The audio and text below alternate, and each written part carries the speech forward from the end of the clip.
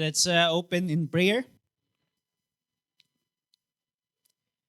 Gracious Father, we come before you as we continue our studies of your word. We pray that you would be with us to grant us strength and comprehension and illumination that comes from the work of the Holy Spirit so that we may understand these things not only with our minds but also with the right spiritual affections. So may you bless us for our joy and benefit and for your glory, we pray in Jesus' name. Amen. So ito yung pinakaunang serye nating gagawin para sa ating Truth on the Road program. Yung program na akin nang naipresent sa inyo as the way of our discipleship teaching, especially on matters that would enable us to have a better grasp of the Christian faith. Sa unang serye natin, ang pamagat nito ay Rooted, Theology with all the Saints. And as we go on with this lecture, maintindihan natin kung bakit ito yung pamagat ng ating unang serye. And this will be introduced by a series of lectures na ang pamagat ay The Church as the School of Christ.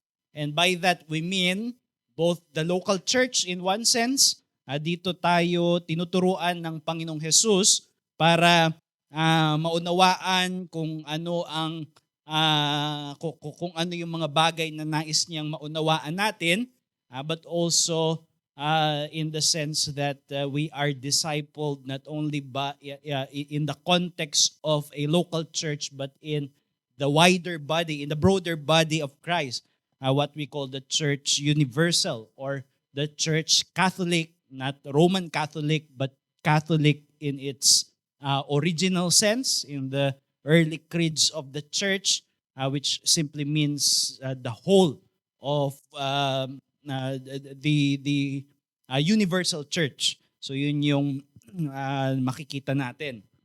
So let me introduce then this series. As you know, pag-aaralan natin sa ating Truth on the Road series ay yung Christian faith. So we will devote ourselves to a systematic study of the Christian faith. This is in line of our desire to emulate the spirit of the early communion of the saints as recorded in Acts chapter 2, that they devoted themselves to the apostles' teaching.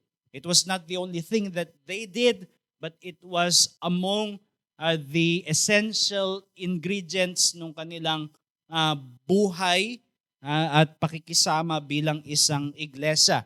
So we want to jointly as a church give ourselves to the study of the body of Christian doctrines, especially as it flows from the central truth, which is the gospel of Jesus Christ. And as we begin this, it is useful to start with outlining an approach to the study of theology. Paano ba inaaral yung teolohiya? Paano ba nag-aaral ng mga doktrina ng Kristiyanong pananampalataya? And of course, we have a shared instinct that whatever we should learn it from the Bible, and otherwise we would not accept that as authoritative. Finally, authoritative, di ba? So, kailangan galing sa Biblia yung mga doktrina na ating pinaniniwalaan. This is our commitment to sola scriptura. Yung ating battle cry, yung Reformation battle cry that we have inherited is that Scripture alone is the final authority in questions of doctrine, in matters of life, and practices of the church. The final arbiter is the Holy Scriptures. So that means we must learn for ourselves that the articles of our faith are located in the Bible. Why do we believe the Trinity? Well, because we find it in the Bible. Why do we believe in the the two natures of Christ while He remains as one person? Because we find it in the Bible. The Bible is our final authority. Pero minsan yung sola scriptura na didistort siya, na nagiging solo scriptura o yung tinatawag na biblicist attitude kung saan makikita natin marami ang nagsasabi na Bible lang ang authority ko, therefore don't speak to me about creeds and confessions and theologians. Hindi ko kailangan sila sa buhay ko. And it seems like a humble approach to the scriptures, but in reality, there is arrogance there, as we shall see in just a short while. So that is, we will not study the Bible. We will not approach the Bible as if we are the first to study theology. Hindi tayo una, di ba, na nag-aral ng theolohiya. In fact, what we will do is that we will use the rich theological heritage of the church through the ages.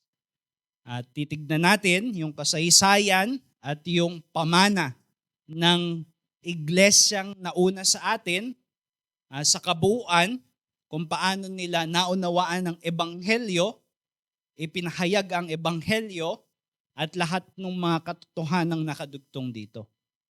That is the right approach.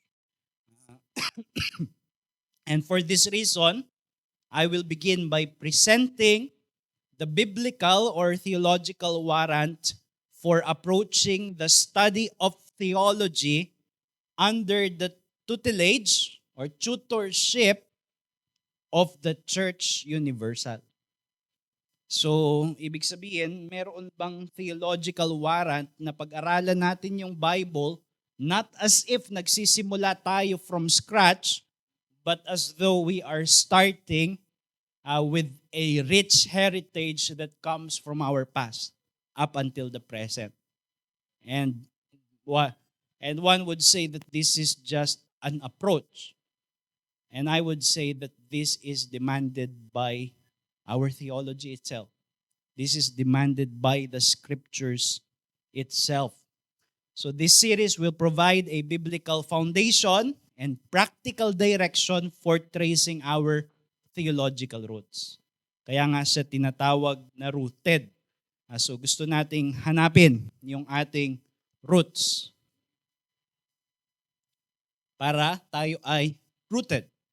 Rooted ultimately in the scriptures, but as it grows in the understanding, in the comprehension, not only of this small start-up local church, but as it grows in the understanding of the church for its first 2,000 years of history. Kaya, and I will show it to you later, yung roots ay as we dig to the scriptures, we will trace our roots doon sa ating Catholic identity. Small letter C, not Roman Catholic, but the early Catholic Church, the ancient Catholic Church, if you may, yung immediate inheritors ng Christian faith after the time of the apostles, which were the period of the creeds and the standardizing of central tenets of the Christian faith, such as Trinitarianism and our Christology. And then we have the Reformed heritage and also our Baptist distinctives. So yan yung lalamanin ng series na ito, not the exposition of the doctrines, but to show that this is how we should approach our study of theology. So this series will provide the biblical foundation and the practical direction for tracing that theological roots. The roots that are planted in the scriptures and flourishing throughout the life of the Spirit-anointed community of Christ through the ages. And what do we hope na maging epekto nito sa atin?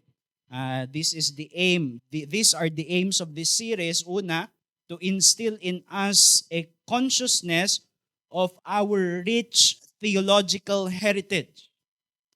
Para makita natin na hindi tayo yung unang nag-aral ng Biblia, merong mga nauna sa atin, those who have gone before us, and they were granted the same Holy Spirit in order to interpret the scriptures, to understand the teachings of the Bible, and therefore it is only right for the church of today, for a local church even of our day, to nurture a spirit of humility and gratitude toward those who have gone before us.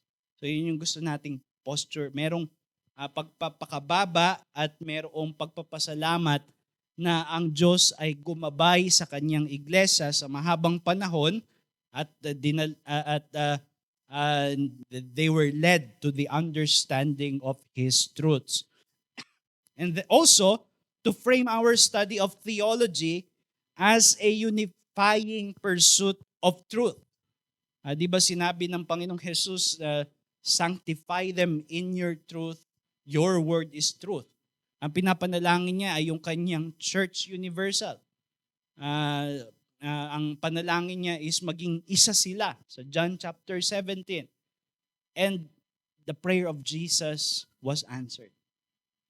Yung prayer ni Jesus sa John 17, it was not a failed prayer because Jesus, God the Father is bound to answer Jesus' prayer. Binili niya yun ng kanyang pagiging perpektong matuwid at yung kanyang perpektong pagsunod sa Ama. So it is a meritorious prayer, something that we cannot say for ourselves. And therefore, it is answered. Madalas ang naha-highlight sa atin, ang daming schisms ng Christian faith, especially Protestant Christianity, iba-ibang denominations. Pero nakakalimutan natin na we are united by a same heritage. That is a Trinitarian, Christocentric, evangelical faith. And pag naintindihan natin na merong nagbubuklod sa atin ng mga core truths at makikita natin yan sa kasaysayan mula pa sa simula hanggang sa panahon natin ngayon, ang makikita natin ay unity. Merong kaisahan. Kahit na nagkaroon ng splinters sa mga iba't ibang denominations, yung core ng ating pagiging isa ay hindi mawawala. Binili yun ng Panginoong Jesus sa kanyang sariling dugo. And also to avoid a biblicist approach. Yun nga yung sinasabi ko kanina na ang iniisip ng iba, it is a mark of humility to just not read theological books, not seek to not hear anything about creeds and confessions, just me and my Bible. Well, it is an individualistic and sectarian approach to the Bible which isolates one from the nourishment of Christ, because if Christ is true to His promises, He has been nourishing His church throughout the ages. And then we say, well, gugupitin ko yung sarili ko doon. At ngayon, ako lang at saka yung Biblia ko. At walang ibang boses yung mga ngailam. So that is not the right approach. And therefore, we begin by laying out the biblical foundation for this approach.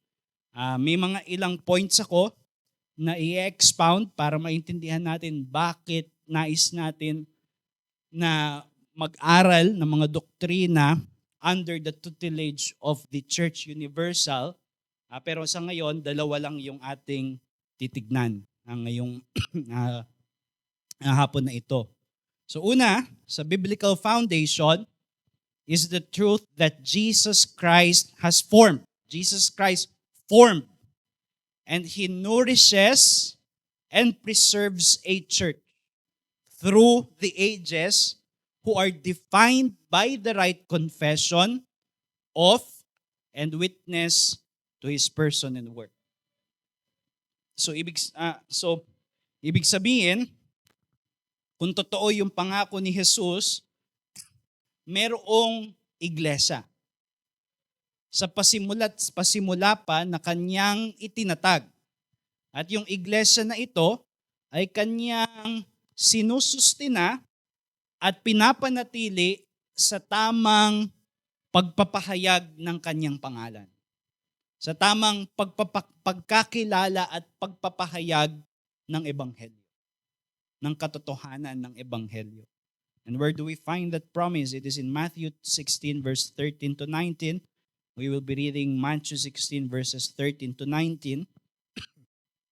Sabi dito, "Now when Jesus came into the district of Caesarea Philippi, He asked His disciples, 'Who do people say that the Son of Man is?' And they said, 'Some say John the Baptist, others say Elijah, and others Jeremiah or one of the prophets.' He said to them, 'But who do you say that I am?' Simon Peter replied, 'You are the Christ, the Son of the living God.' And Jesus answered him, 'Blessed are you, Simon Bar-Jonah, for flesh and blood has not revealed this to you, but my Father who is in heaven. And I tell you, you are Peter, and on this rock I will build my church, and the gates of hell shall not prevail against it. I will give you the keys of the kingdom of heaven, and whatever you bind on earth shall be bound in heaven, and whatever you loose on earth shall be loosed in heaven." So dito kausap ng Panginoong Jesus si Apostol Pedro at sinasabi niya, after Peter has just given a right confession about Jesus Christ, that Jesus is the Christ, the Son of the living God, which are theologically rich confessions, simple, basic, but filled with deep theological content. What is the Christ? It is the Messiah, the person of Jesus as mediator, fulfilling the promise of being prophet, priest, and king. And you can grasp that. You can spend your life just grasping that truth, that Jesus is the Christ, and then the Son of the living God, the Son of God, Jesus as the second person of the Trinity, being Son of God. And Jesus said that to Peter, that the reason why he understood it is because it was revealed to him by the Father. Ibig sabihin, response ito. Hindi niya lang naintindihan yung teolohiya kung hindi binigyan siya ng espiritual na kaunawaan at espiritual na kalikasan para maintindihan at yakapin ng may pananampalataya yung katotohanan that he has just confessed. So yung theology, it is not studied apart from a new nature. And that new nature is found among God's people na kung saan ang Panginoon ay dinala sila sa pagkakilala kay Jesus. Diba? That's why it is in this context that theology will flourish. That a right understanding of the gospel, a right understanding of the truth will flourish among a people built on the right confession. At kaya sabi dito ni Jesus as a response to Peter's confession, sabi niya, "On this rock I will build my church." The Roman Catholic makes much of that at sinasabi nila, si Peter yun mismo. Siya yung rock na pundasyon ng iglesia, kaya yung Pope ang sign ng tamang church. Kasi yung Pope sila yung successor ni Peter. Well, walang sinasabi dito na Pope si Peter, di ba? There is nothing of that here. It is a strange doctrine, di natin makikita sa Bible. The better understanding is that it is Peter, it is confessing Peter. And although the apostles will have a special foundational role in the building of the church, but the church is built upon people who are rightly confessing the person of Christ. In contrast to those who are wrongly confessing Jesus. Yung nagsasabi na siya si John the Baptist, siya si Elijah, siya si Jeremiah, siya ay one of the prophets. Siya ay great moral teacher lang. Siya ay hindi tunay na Diyos. Siya ay hindi tunay na tao. You can multiply, di ba? Tamang kaunawaan kay Jesus. Tamang kaunawaan ng may pananampalataya kay Jesus. Doon itinatag ang iglesia. Now Christ therefore founded His church upon people who by divine illumination rightly apprehend and confess the messianic identity of Jesus and His saving mission. Diyan itinatag ang iglesia ng Panginoong Jesus. Itinatag niya sa mga tao na may pananampalatayang kumikilala na siya yung tamang Jesus. Now the word church here is singular, di ba? Sabi niya, I will build my church and the gates of hell will not prevail against it. So ang word na ang church diyan ay singular. Hindi niya sinabing I will build churches. So hindi churches yung sinabi niya. Which means this is not referring to any single congregation. Hindi tinutukoy nito yung local church. And we know of local churches in the Bible. Merong Church of God in Corinth, Church of God in Colossae. Pero meron ding paggamit ang Biblia that we cannot understand except if we understand it as referring to a greater body of the saints. Yan yung tinatawag na universal church. So ang pinapangako dito ni Jesus ay magtatatag siya ng isang iglesia, ibig sabihin kalipunan ng mga tao na pagbubuklurin niya sa tamang pananampalataya at pagpapahayag ng kung sino siya at kung ano ang kanyang ginawa. Tama? Naintindihan natin? Yun yung pangako ni Jesus dito, di ba? So Christ's promise, and Christ's promise is that this church will be preserved and it will prevail. Anong ibig sabihin nun? This invisible body of believers, and we say invisible not because hindi sila nakikita literally, but because hindi natin nakikita sila as an organized church necessarily at all times. May mga panahon na hindi mo sila makita as organized into one local church or into multiple local churches, pero nakakalat sila, pero hindi sila nawawala sa mundo. Yun yung pangako ni Jesus, that this church will be preserved and it will prevail, which means that this invisible body of believers is never absent in history. Hindi nawawala sa kasaysayan. So from the time of Christ until our modern day, modern period, walang panahon na wala yung church na to. Otherwise, Christ failed. Sabi niya, the gates of hell will not prevail against it. Kaya nga yung mga kulto, di ba, mapapansin nyo, sa mga kulto, hindi nila makita yung pinapaniwalaan nila sa history.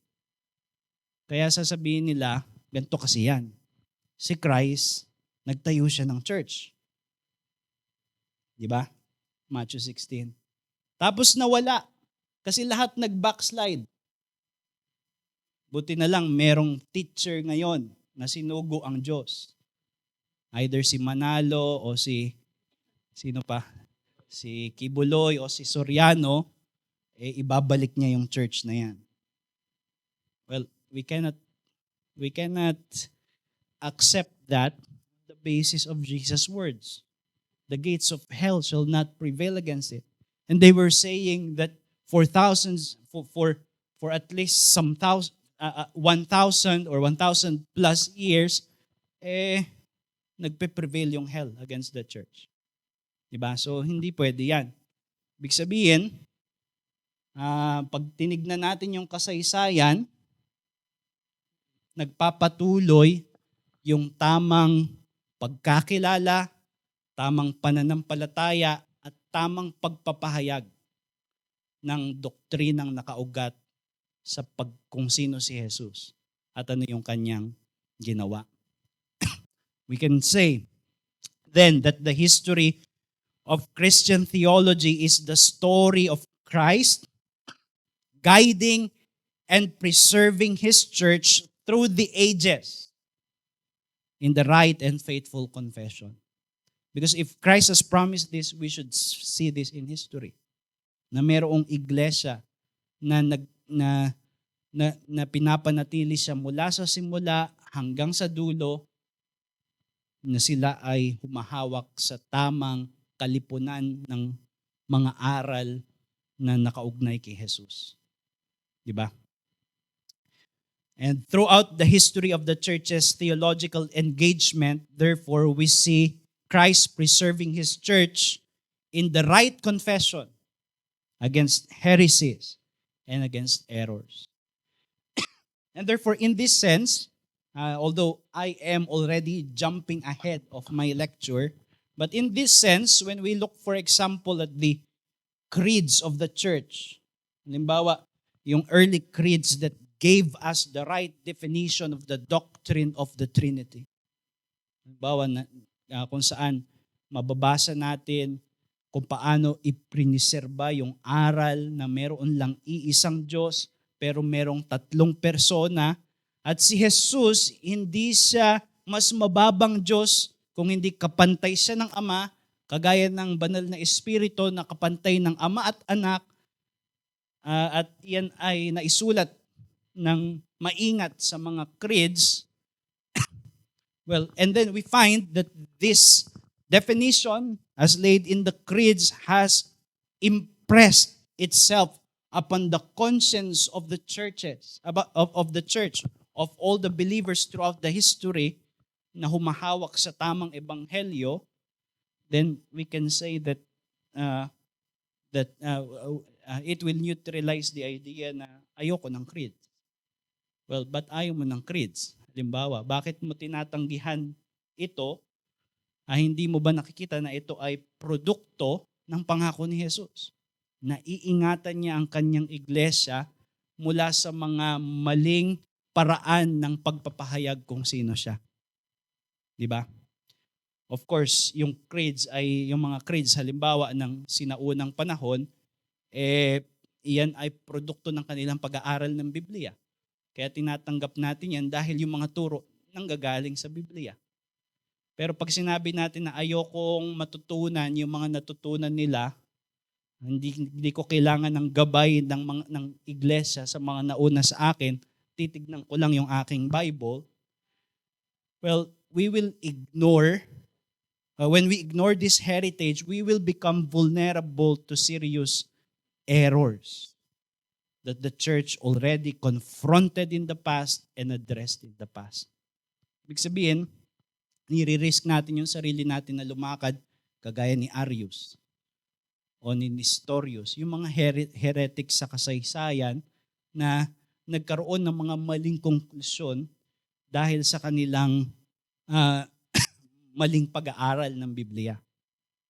So, we need to look at history in order to see how Christ has been guiding His church and preserving His church in the right confession. Sa tamang pagpapahayag ng kung sino ba si Jesus at kung ano ba yung kanyang ginawa. This is demanded by Christ's promise that He will preserve a people na hindi mananaig sa kanila yung impyerno at magpapatuloy sila sa tamang pagpapahayag ng persona ni Jesus at gawa ni Jesus sa buong kasaysayan. And we trace that kung paano yun nangyari. At yung pangalawa, not only is this based on Christ's promise, it is also based on Christ's mandate to the church.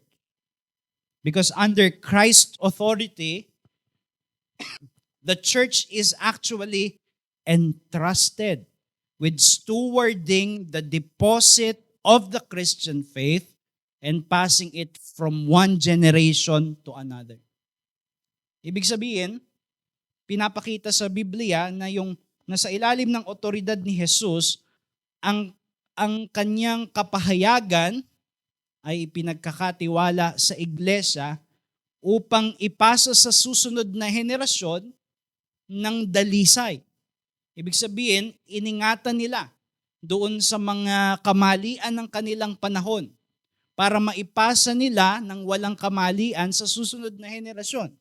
So that when you look, for example, to those men in the what we call the church fathers, na iningatan nila yung doktrina ng Trinidad batay doon sa mga maling katuruan na naglalabasan noong panahon na yon, yun ay pagpapasa ng yun ay tungkulin na binigay ni Jesus sa kanyang salita upang ipasa yung pananampalataya sa susunod na henerasyon ng dalisay.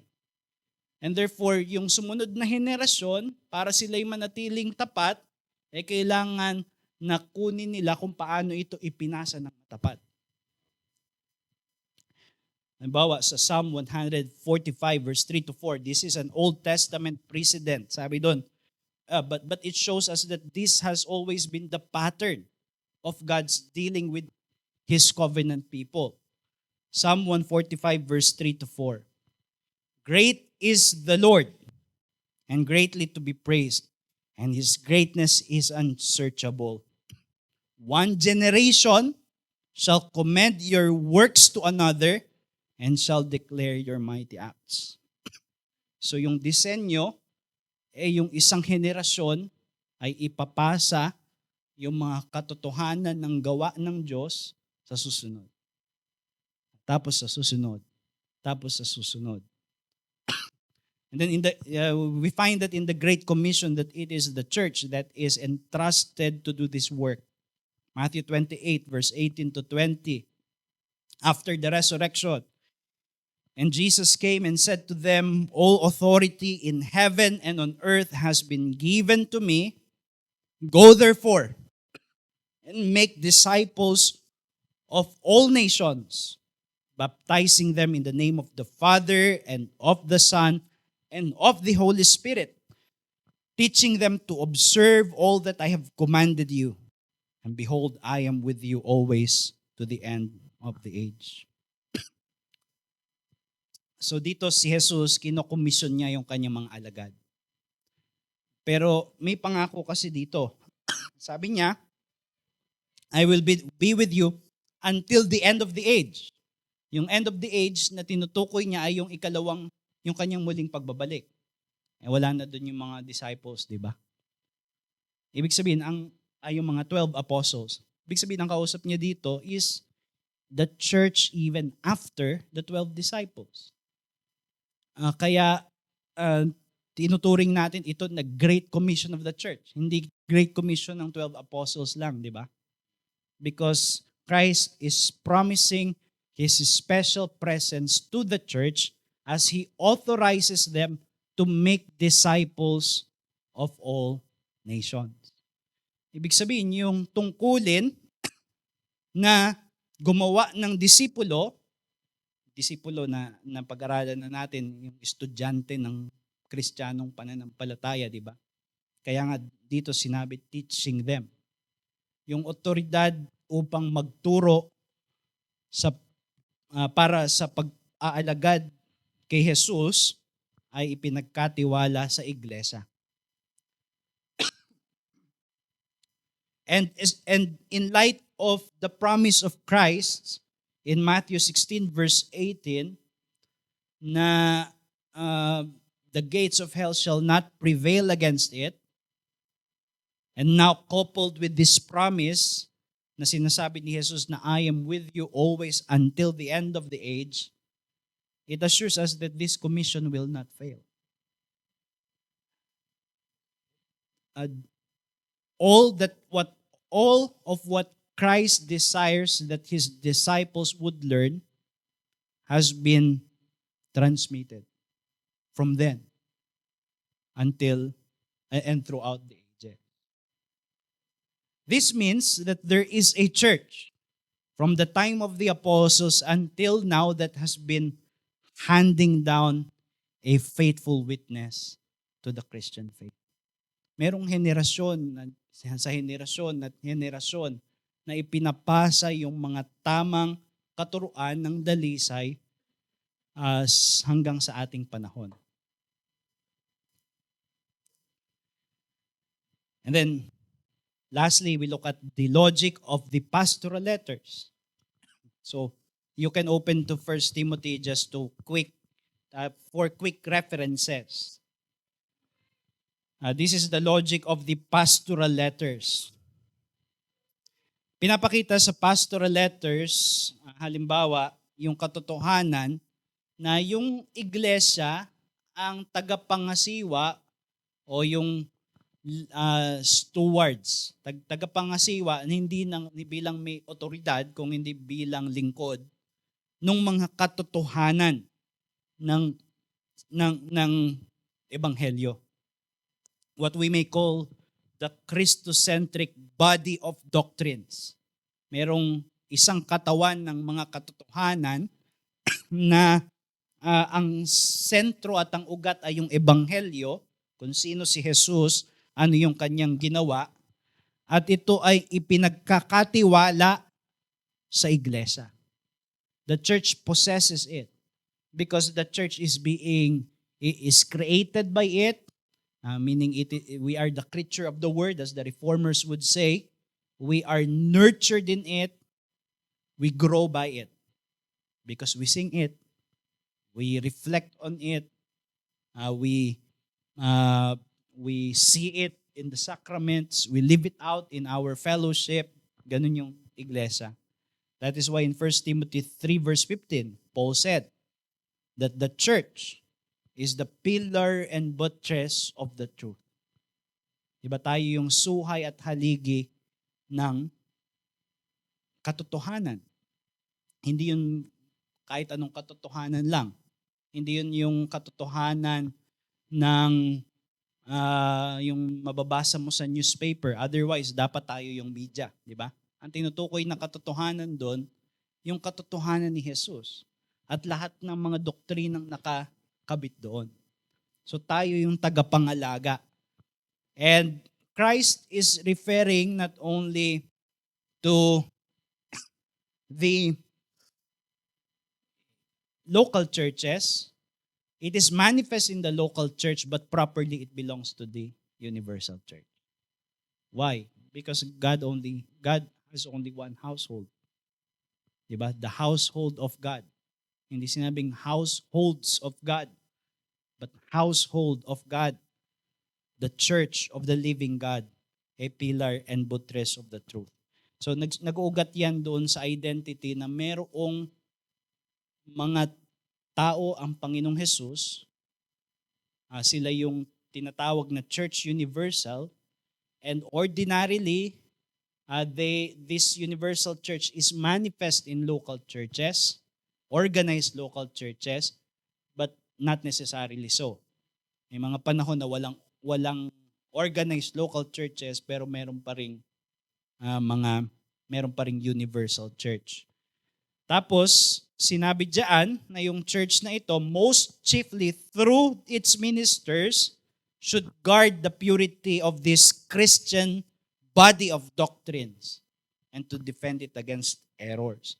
Kaya makikita nyo ngayon dyan yung kahalagahan. Bakit sinacharge ni Paul, si Timothy, at saka si Titus na pag-ingatan yung katotohanan. So for example, 1 Timothy 6 verse 3. If anyone teaches a different doctrine and does not agree with the sound words of our Lord Jesus Christ and the teaching that accords with godliness, is puffed up with conceit and understands nothing, etc. Sabi ni Paul kay Timothy, may mga tao na magtuturo ng ibang doktrina. Kaya ang intensyon ni Apostol Pablo para si Timoteo, pag-ingatan niya yung tamang doktrina. Di ba yun yung laman ng laman ng mga sulat ni Pablo kay Timoteo. Verse 20, sabi diyan, O Timothy, guard the deposit entrusted to you. Pag-ingatan mo yung idiniposito sa iyo. As we shall see later, it is the deposit of truth. Merong katotohanan si Jesus deposited to the apostles, and the apostles were depositing them to the next generations who would also generate faithful generations. So merong deposito ng katotohanan. At sabi ni Pablo kay Timoteo, it manifests in that local context of one depositing those truths, teaching those truths to the next generation, kagaya ng ginawa ni Apostol Pablo kay Timoteo. At sinasabi niya, guard this deposit. Huwag mong hayaang makurap ito ng maling pagtuturo. Huwag mong hayaan na overwhelm ito ng mga kamalian. Kailangan mo itong ingatan. Trabaho yun ng mga ministro ng Ebanghelyo. Kaya makita mo yan sa 2 Timothy 1 verse 13. Sabi ni Paul kay Timothy, follow the pattern of the sound words that you have heard from me in the faith and love that are in Christ Jesus. Sinasabi ni Pablo, alam mo na tinuruan kita. And there is a pattern, there is a form to sound doctrine that you must carefully follow. Hindi lang yung mismong sound doctrine, pati yung way of how it has been relayed. Because sometimes doon na i-insert yung mga heresies. Halimbawa, sinasabi natin, ayoko na ng word na Trinity. Diba?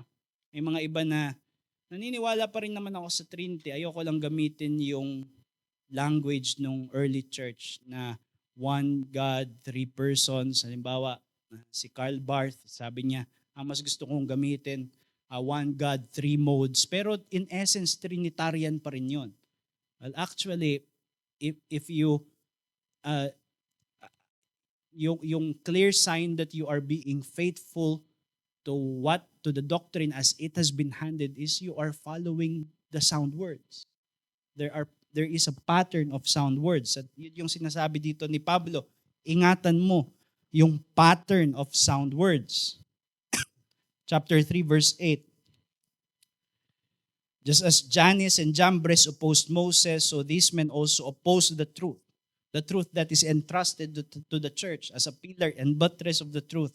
May opposition at ang point ni Pablo, kailangan pag-ingatan. Then chapter 4, verse 1 to 5, ito yung dahilan bakit si Timoteo dapat magsikap sa pangangaral ng ebanghelyo, that he should preach the word, because a time will coming when people will not endure sound teaching. Ayoko na ng sound teaching. Kaya maghanap sila, sabi diyan, they will accumulate for themselves teachers to suit their own passions. Ang gusto na nila, hindi yung katotohanan na ipinagkatiwala sa iglesia, kung hindi yung hindi katotohanan na nakakakiliti ng tenga. Kaya sabi ni Apostol Pablo, dapat lalo ka magsikap na ipangaral yung salita ng Diyos.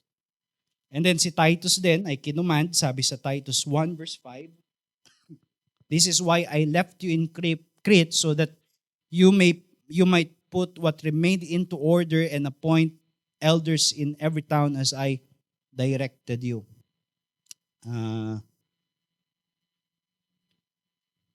So yung pagtatalaga ng iba pang mga pastor sa iglesia. And these ministers are to labor to transmit the truth. Yung ipinasa sa kanila na dalisay na katotohanan, iningatan ng naunang henerasyon sa mga kamalian ay ipapasa nila sa susunod na henerasyon. Pinakamalinaw, di ba yan, sa 2 Timothy 2 verse 2. Doon tayo magsimula kasi doon yung pinakamalinaw. Sabi ni Apostol Pablo kay Timoteo, "You then, my child," ang context, mamamatay na si Apostol Pablo. At nakita niya yung katotohanan ng ebanghelyo bilang apostol, kung paano niya ito dineliver niya, kung paano niya na-receive kay Jesus, di ba? What I have heard, I delivered also to you. Dineliver niya sa mga iniisip niyang mga ngalaga ng katotohanan. Pero may mga nakikita niya yung pag-deflect ni Demas, di ba? Sa context dito. Yung iba pa, yung mga kagaya ni Alexander, ni Hymenaeus, ni Jannes, at yung mga iba pang pangalan dito ng there might have been a discouragement. Or discouragement may be expected na baka hindi manatiling dalisa yung ebanghelyo. Hindi maipasa sa susunod na henerasyon. And later I'll show na hindi yun kinakatakot ni Apostol Pablo. Meron siyang confidence na magpapatuloy yung pagpapasa ng katotohanan hanggang sa dulo. Pero nakikita niya yung human responsibility, so he was encouraging Timothy na ingatan yung deposito ng katotohanan. At sabi niya, hindi lang ingatan, sabi sa verse 2 ng chapter 2, "And what you have heard from me in the presence of many witnesses, entrust to faithful men who will be able to teach others also." So yung trabaho ni Pablo, gagawin ng susunod si Timoteo. Si Timoteo, gagawin niya sa susunod. At yung mga susunod, gagawin sa mga susunod. Kaya, pasa-pasa. Diba? Parang baton na ipapasa mo sa susunod na henerasyon. Minsan ito yung kulang sa atin, minsan hindi natin iniisip na nandoon tayo sa sovereignty. Iingatan ng Panginoon yung kanyang katotohanan. Nakakalimutan natin na tayo yung kasangkapan para panatilihing dalisa yung katotohanan at ipasa sa susunod na henerasyon ng iningatan ng dalisay. And then, sabi ni Paul sa 1 Timothy, balikan natin, 1 Timothy 3 verse 9, ito, qualification ng mga deacons, totoo din ito sa mga pastor, sabi doon, "They must hold the mystery of the faith with a clear conscience." Ito yung dahilan bakit yung mga officers sa church dapat ay mayroong paghawak sa tamang doktrina. Because they are representatives of the church. 4 verse 6, "If you put these things before the brothers, you will be a good servant of Christ Jesus, being trained in the words of the faith and of the good doctrine that you have followed." Sinasabi ni Paul na si Timothy ay trained. Saan? Sa tamang doktrina.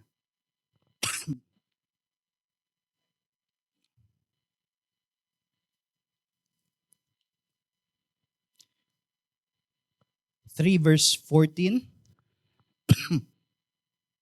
2 Timothy, Titus 2 verse 1. "You then, my child, be strengthened by the grace that is in Christ Jesus." Titus 2 verse 1. "But as for you, teach what accords to sound doctrine." So yung pagtuturo sa susunod na henerasyon. Now here's the promise. Hindi yun papalya. Why? Because of the work of the Holy Spirit. Kaya napaka-integral ng work ng Holy Spirit. Kung tayo lang, malilito tayo sa mga doktrina. Hindi natin mapapasa ng tama sa mga susunod na henerasyon.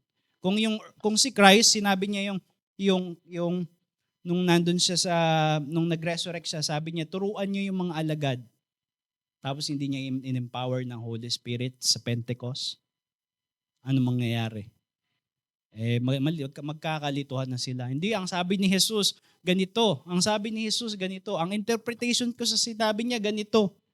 Hindi siya Diyos. Tao lang siya. Medyo mukhang Diyos lang siya. Hindi, ganun ba yung sinabi ni Jesus? Magkakalituhan sila. Tapos mag-aaway-away sila.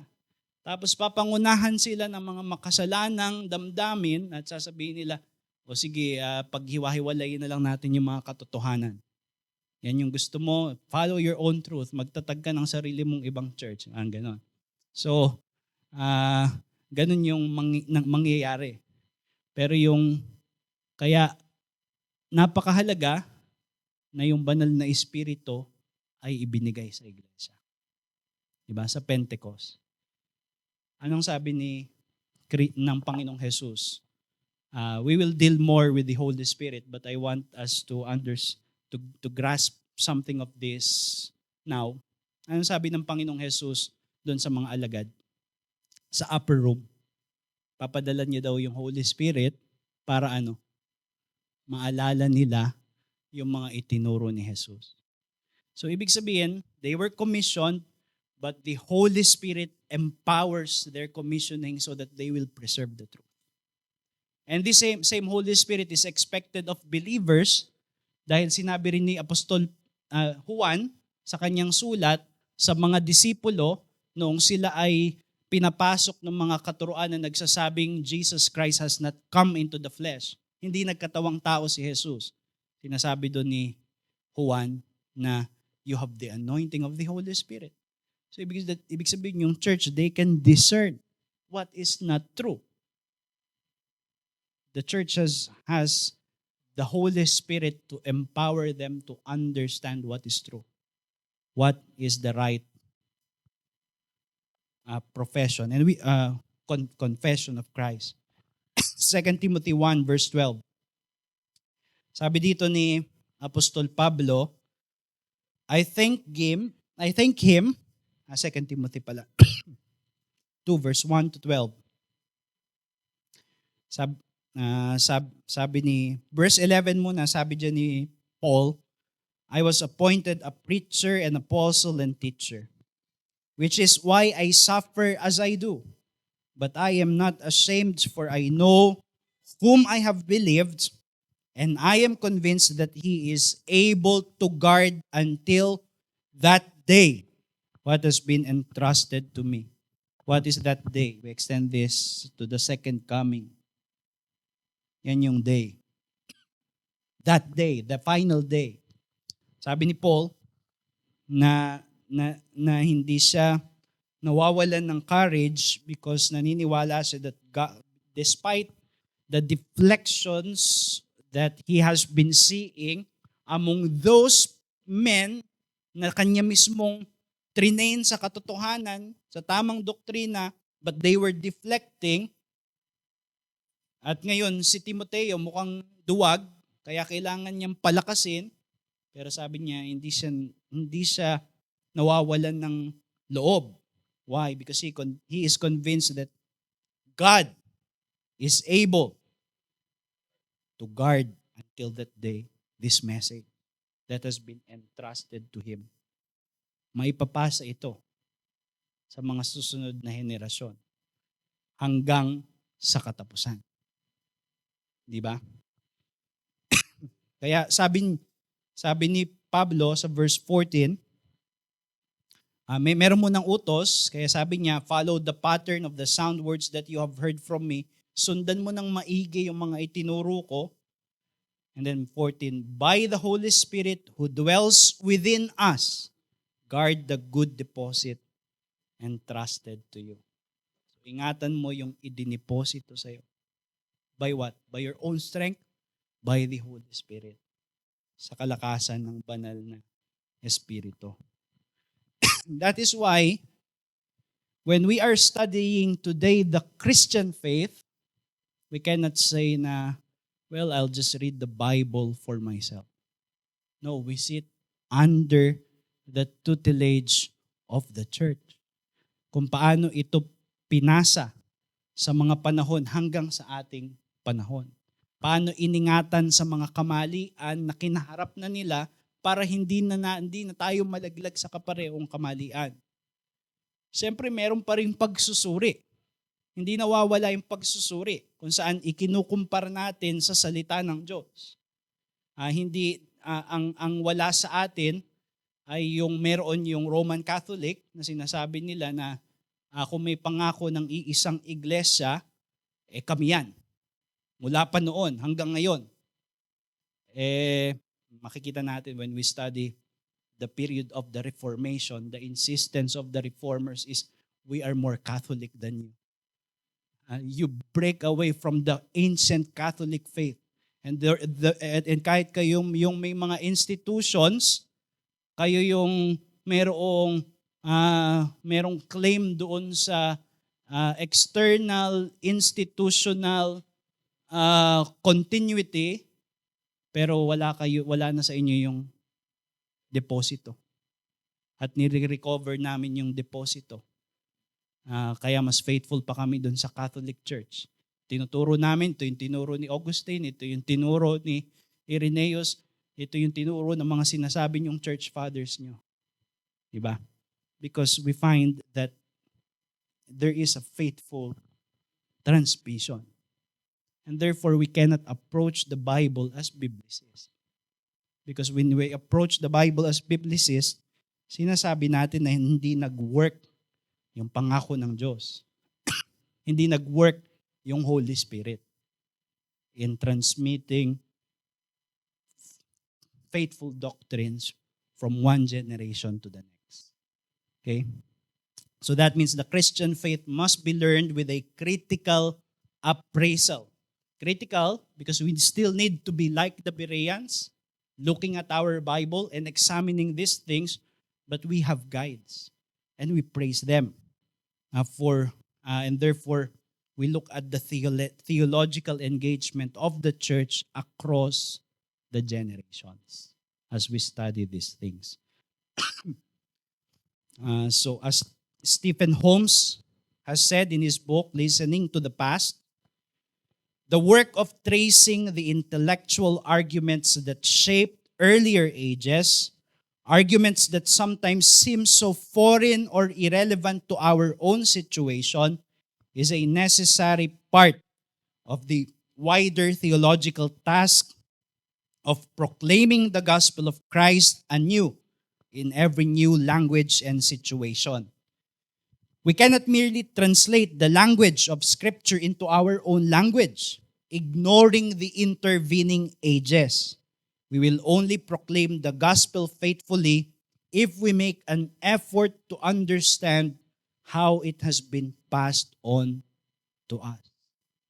That is why there is a biblical warrant, there is a theological warrant to retrieve. Meaning we retrieve the understanding of the past in order to guide us, to enrich us in our understanding of the Bible at the present. Because what we are retrieving are not merely human words, although they are, but those are the fulfillment of Christ's promise that He will lead the church. He will shepherd the church, that the Spirit will grant illumination and understanding to the church. Kaya nga yung title ng ating series is Rooted Theology with All the Saints. In Ephesians, it's Paul's prayer is that we comprehend the love of Christ. Yung depth nito, yung heights nito, yung measure nito, yung immeasurable measure nito. In what manner? Sabi niya, with all the saints. Hindi natin pwedeng sabihin na yung understanding ko hindi kailangan connected with the Catholic saints, with the universal church. Because the goal of unity of the Catholic Church, small c, is that we understand the gospel together. Okay? Okay, so yan yung, dyan muna tayo mag-stop at meron pa tayong mga ilang points under biblical foundations that we will consider later. And among the most important is the work of the Holy Spirit. So, a few questions.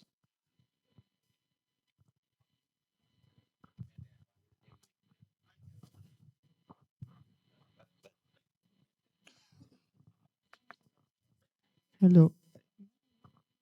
May serious question pa, seriously. Kasi yung minsan yung standard ng reform, parang minsan ang hirap ilagay dun sa parang, sorry, hindi ko masyado na formulate. Pero for example, this is the reform view. Pero in a reform camp, madami pa rin na parang like, I mean, issue ng impossibility, issue ng ganito, uh, covenant theology, etc. How do you gauge yung sasabihin natin na reform talaga? Parang ganun pas. Pag sinabi natin, kaya nga inuuna natin itong Catholic, no? Small letter C. Para maintindihan talaga natin na kasi marami talaga magkakaiba. Even among the reformers, di ba? Pero merong hindi pwedeng magkaiba. Yung ating pananaw sa Trinity. Mula sa simula hanggang sa panahon ngayon, kung saan merong mga matatapat na mananampalataya, they receive conscientiously the definition of the Trinity that we inherit from the ancient Catholic faith, di ba?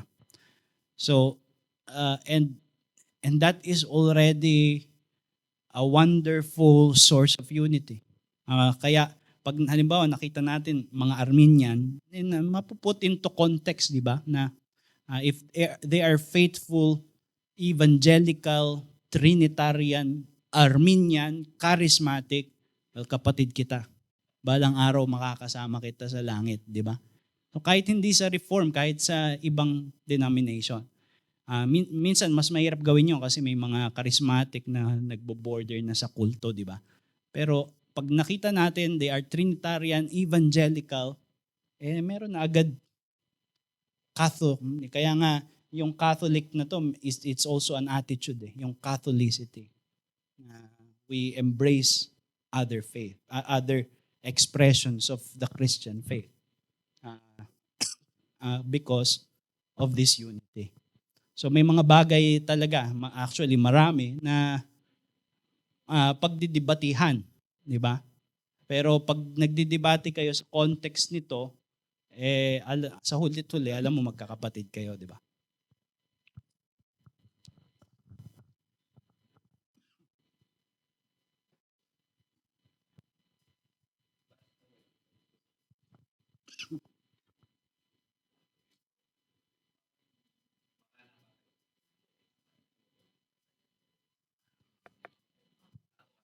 Okay na po.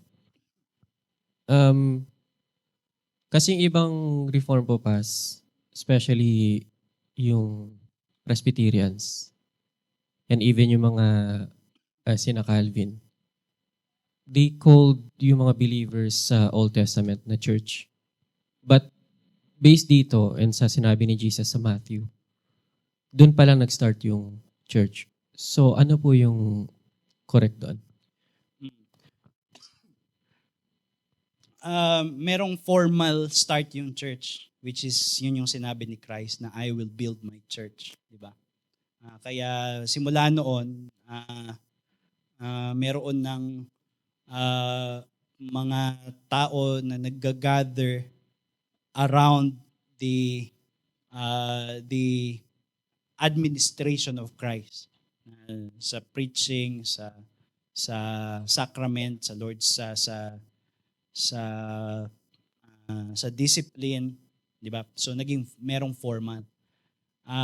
Sa Old Testament, walang ganon.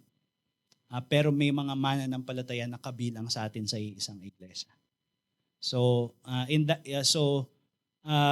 so halimbawa, pag binasa mo yung Hebrews 11, kasama doon yung mga saints of old, di ba? So that means hindi sila hiwalay sa atin. Kasama sila sa atin. So there is a sense that there has always been a church from the very beginning. Sila yung mga tao na kasama sa atin na hiniram, di ba? Pero yung sa Matthew 16, yung merong formal establishment of the church kung saan i-administer sa kanila yung preaching, yung sacraments, at magpapatuloy sila hanggang sa wakas.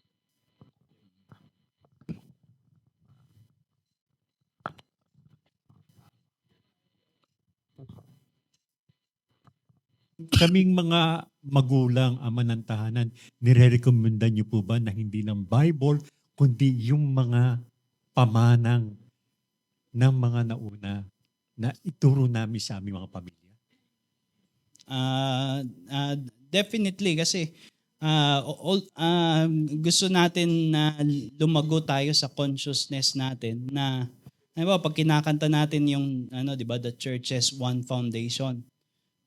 Meron dong mga linya na nagsasabing yung mystic sweet communion na na-enjoy ng church throughout the ages.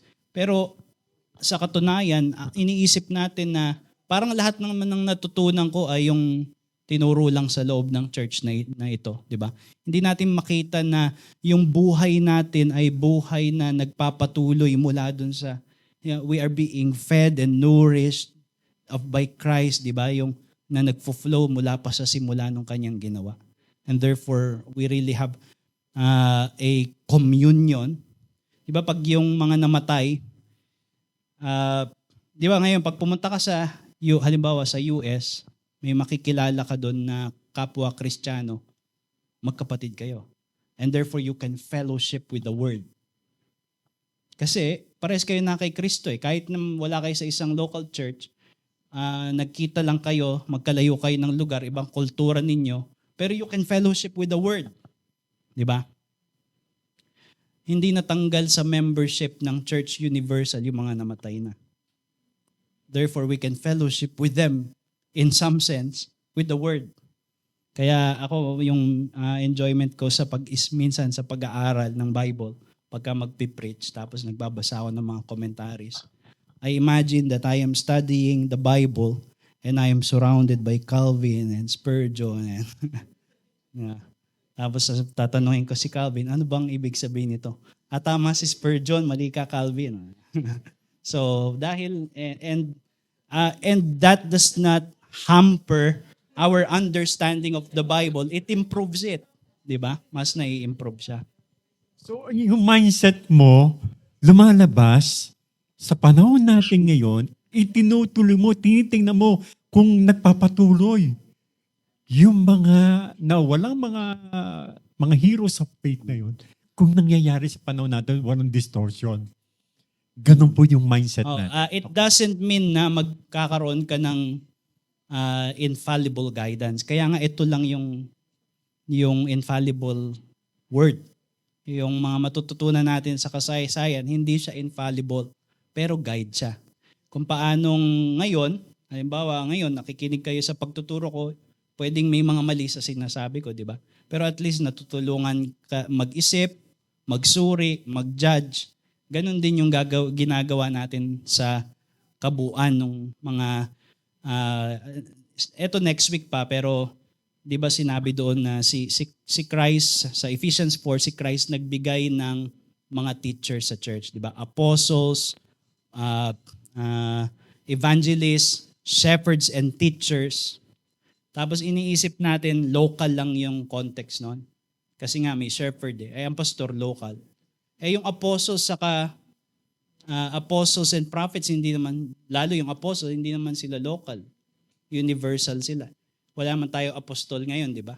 So universal, nagmamanifest sa local, pero universal yung context niya. Which means, pag tinignan natin si John Owen o si John Calvin o si Athanasius o Irenaeus, ang dapat natin makita, kaloob sila ni Jesus para gabayan at turuan tayo. So hindi kasi kung limitado lang, ang shepherd and teacher lang na binigay ni Christ para sa akin ay yung nasa local. In one sense, that is true. Pero in another sense, yung universal, finifeed ni Christ yung church niya by giving them shepherds and teachers throughout the ages. So, si Ate Estela.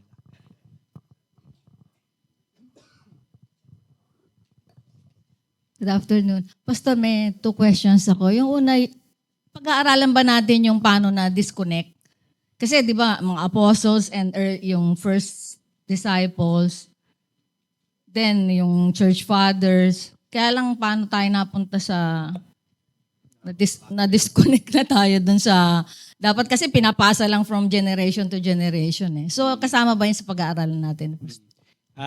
Medyo matatouch natin. So, let's see kung masasagot yung mga tanong natin. No? Pero, kasi yung isang magandang makita natin dito, I think among the reform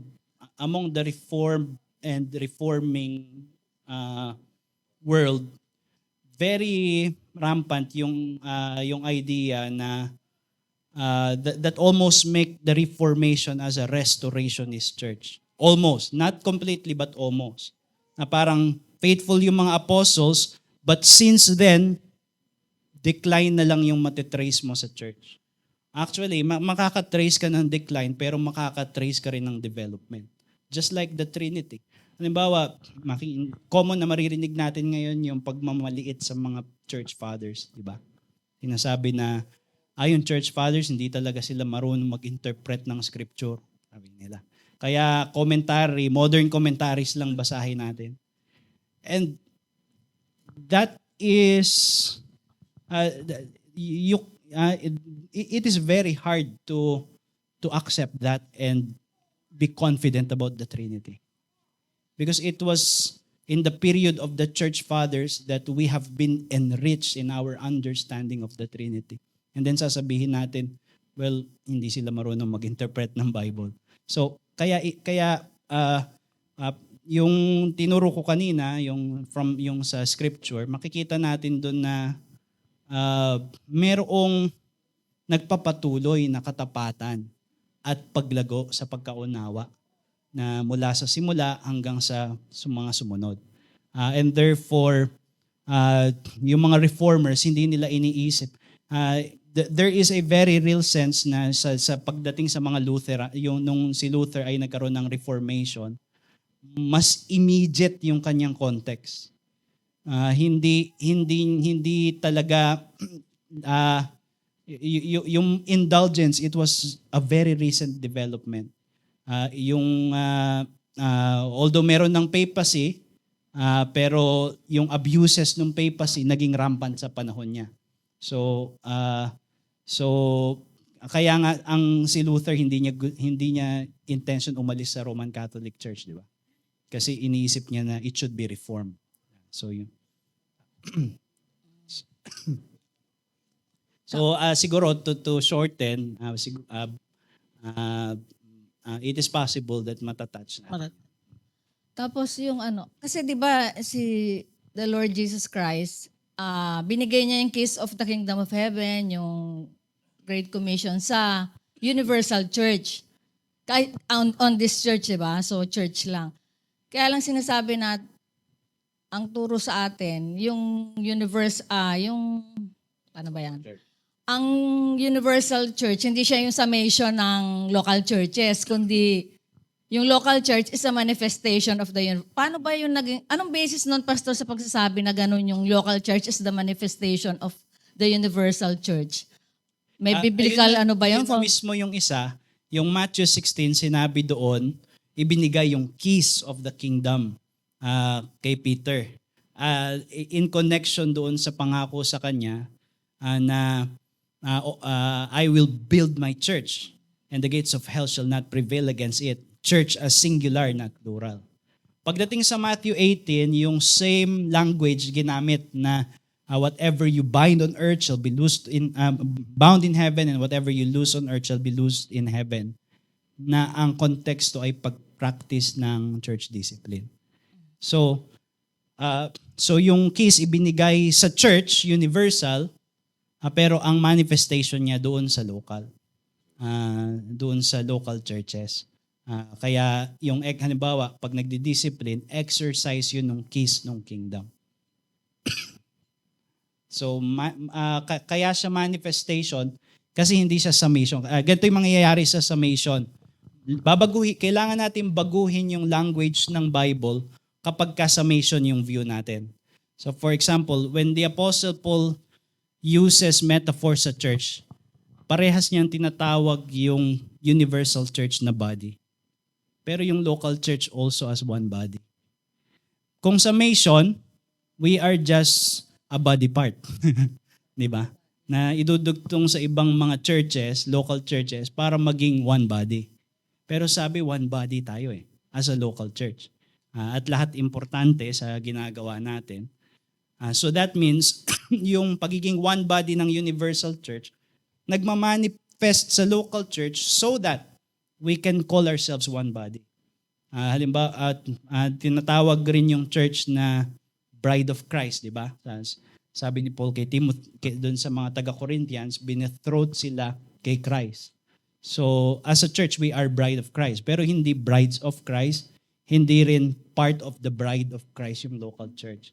Kundi we can say that we are the bride of Christ as a local church. So, manifestation, yung best term rather to explain the relationship rather than summation. Thank you, Pastor. Question. So, last na kasi Question. Sinate. Philosophical question. Actually, pero totoo, sir. Tayo pa ako. Hindi, okay na.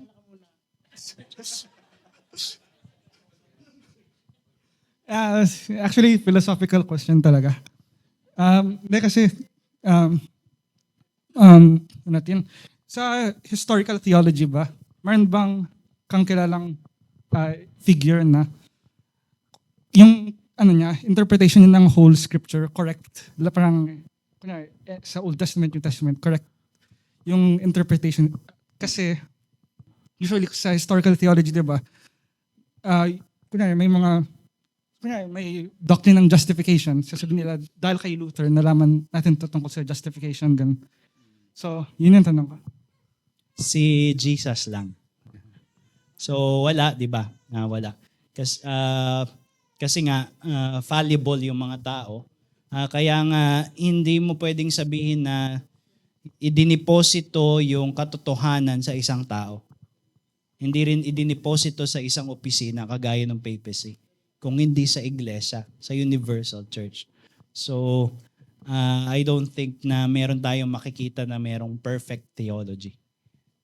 And kapag sinabi mo na, itong tao na to, naniniwala ako, halimbawa si Calvin, may perfect theology siya.